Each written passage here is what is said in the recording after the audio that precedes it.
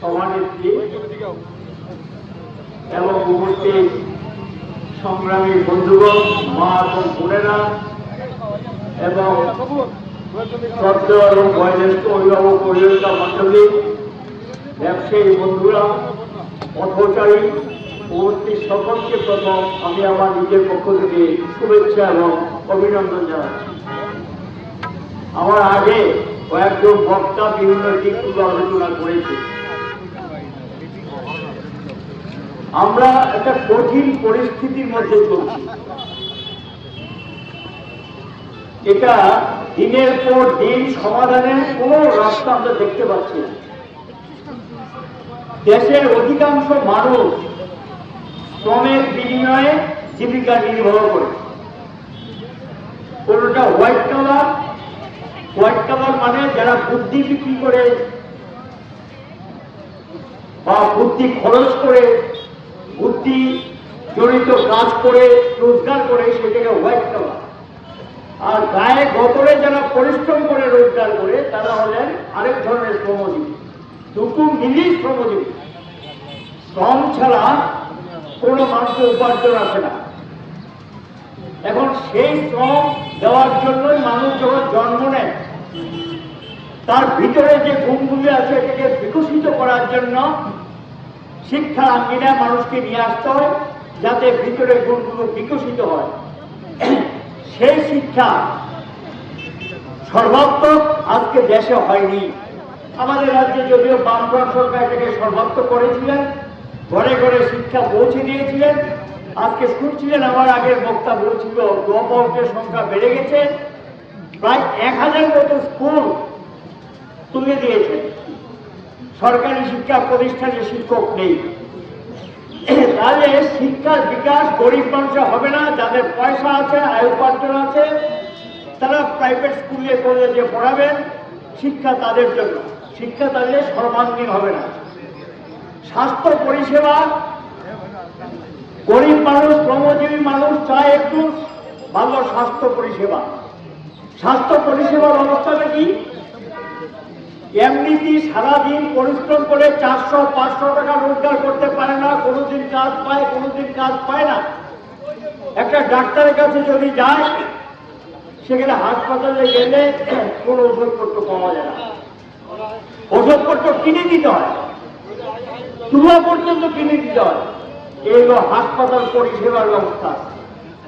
গোটা দেশ ছেড়ে গেছে বেসরকারি হাসপাতাল। যান চিকিৎসা করাতে 50,000 দিয়ে শুরু হয়, কয়েক লক্ষ দিয়ে বেরিয়ে এসে জায়গা, জমি, ভিটা, মাটি বিক্রি করে সর্বশান্ত হয়ে যাচ্ছে। তো চিকিৎসার দায়িত্ব সরকার নিচ্ছে না, শিক্ষার দায়িত্ব নিচ্ছে না।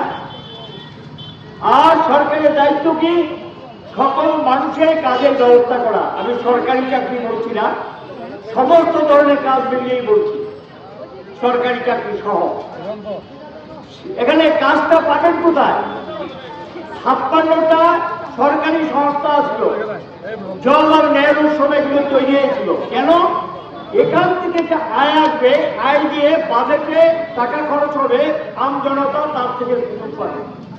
এই 56টা সরকারি সংস্থার জনগণের পরিষেবা দেবে। বিদ্যুৎ ক্ষেত্র, NTPC, এনএসপিসি, power grid, lakh crore টাকার উপর লাভের টাকা সরকারি কোষাগারে জমা দিতেন। এগুলো এখন শেয়ার বিক্রি করে দিয়েছে, বিদ্যুৎ ক্ষেত্রকে বেসরকারি হাতে তুলে দিচ্ছে। কোন কোন রাজ্যে 14 টাকা 15 টাকা পার ইউনিট হয়ে গেছে, যাতে গরিব মানুষ বিদ্যুৎ ব্যবহার না করতে পারে। স্বাস্থ্য পরিষেবা গেল, বিদ্যুৎ পরিষেবা গেল, পানীয় জল লম্বা চড়া ভাষণবাজি চলছে। সব মানুষরা কি পানীয় জলের সুযোগ পাচ্ছে? টাকা এসছে শুনেছি কিছু। টাকা যদি খরচ হয়ে থাকে, পাইপ লাইনে কেন একটা মানুষের যে পরিমাণ জলের দরকার সে জল পাবে না? জল কি পায়? পায় না। এবং সেই জল আইলের রিমুভাল প্লান্ট নেই। আমাদের রাজ্যে বেশ কিছু টিপ টিউবওয়েল বসিয়েছে, জল আসে না। অদ্ভুত ঘটনা। কিসের ভিত্তিতে বসাবেন? এর থেকে যদি জল আসছে না, গভীর নলকূপ। পাইপলাইন হয়েছে, জল যায় না, ট্যাপ পয়েন্ট আছে, জল যায় না। তাহলে কি টাকা খরচ হয়েছে, যার উদ্দেশ্যে সেখানে মানুষ জল পাচ্ছে না, পানীয় জল পাচ্ছে না। প্রতিদিন দেখবেন এমনি কেউ কেউ ভাবতে পারেন আপনি তো বলবেন, আপনি যেহেতু বিরোধী দল করেন আপনি বলবেন না, এটা ঘটনা এমন দিন বাদ নেই জলের জন্য রাস্তা অবরোধ হয় না। বলতে পারবেন প্রতিদিন পত্রিকা খুলুন, জলের জন্য রাস্তা অবরোধ, বিদ্যুতের জন্য রাস্তা অবরোধ, তারপর স্কুলের শিক্ষকদের রাস্তা অবরোধ, জনগণ রাস্তায় নামতে বাধ্য হচ্ছে। পঞ্চম যার সেখানে গিয়ে রেগার টুইমে কিছু কাজ পেতেন, রেগার টাকা এবারও কেন্দ্রীয় বাজেটে কমিয়ে দিয়েছেন। এমনিতে তো ভারতবর্ষের মানুষ টাকা পায় না, কিছু শাসক দলের লোক তারা পুরো ম্যান্ডেট পায়, কাজ না করে পয়সা পায়, আর যারা পরিশ্রম করে গায়ে গতরে তারা কিন্তু সেই পয়সাটা পায় না, নির্দিষ্ট সময় টাকা পায় না। রেগার যেই রাজ্য একদিন ভারতবর্ষের শ্রেষ্ঠ রাজ্য হয়েছিল, 7 বার পুরস্কৃত হয়েছিল, সেই রাজ্যে এখন 35 দিন 36 দিনের বেশি ব্যবহার ঘরে কাজ পায় না।